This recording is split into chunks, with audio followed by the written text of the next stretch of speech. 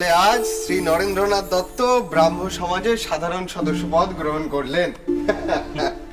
অভিনন্দন নরেন্দ্রনাথ বাবু। ধন্যবাদ। তবে আলাদা করে কোনো ধর্ম নাই, আমি আমার একটা জিজ্ঞাসার পিছনে দৌড়াচ্ছি রবীন্দ্রনাথ বাবু। জানি না ব্রাহ্ম সমাজের সদস্য হয়ে সেই প্রশ্নের উত্তর পাবো কিনা। আচ্ছা নরেন্দ্রনাথ বাবু, আমি দীপুর কাছে শুনেছি আপনি তো জেনারেল অ্যাসেম্বলিতে বিবর্তনবাদ পড়ছেন। আমার পড়তে ভালো লাগে। তাহলে তো জানেনই, সৃষ্টির শুরুতে মানুষ ছিল চতুষ্পদ, তখন তার দৃষ্টি ছিল মাটির দিকে। বিবর্তনের ফলে তার দুই পা হয়ে উঠল দুই হাত, এবং সে দুই হাত সে মেলে দিল ঊর্ধ্বপানে। তখন তার চোখের সামনে অনন্ত আকাশ, যা দেখে সে বলে উঠতে পারল, ইয়ো হি ভূমা তৎসুখম নাল্পে সুখম অস্তি ভূমৈব সুখম। তুমি উপনিষদ পড়েছ? হ্যাঁ, এই ছান্দোগ্য উপনিষদের অমর বাণী। আসলে আমার বাবা বেদ, উপনিষদ, কোরআন, বাইবেল পড়ে, হাফিজও পড়ে, আর আমাদেরকে শোনায়।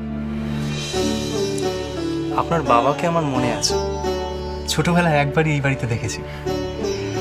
উনি মহান মানুষ, নইলে একসঙ্গে এতগুলো তথাকথিত ধর্মগ্রন্থ শুধু পড়তেন না, শোনাতেন।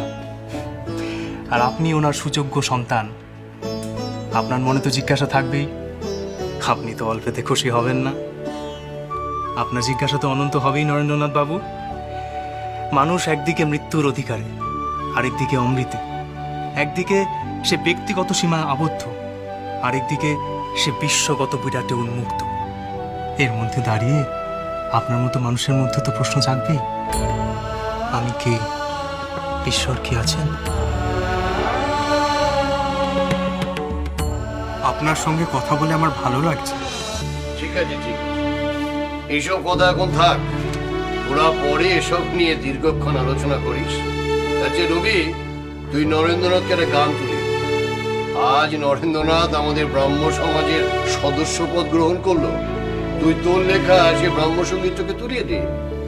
আপনি গান জানেন? বাহ, সে তো দারুণ ব্যাপার। আমাদের উপাসনা এবার থেকে আপনাকে গাইতে হবে। আসুন, গানটা তুলে নিন।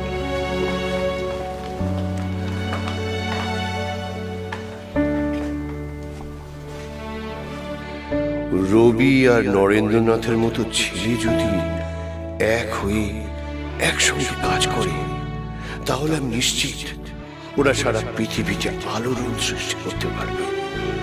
দুজনেরই মেধা আর প্রতিভা অসাধারণ, কিন্তু দুজন কি এক হয়ে এক জায়গায় থাকতে পারবে?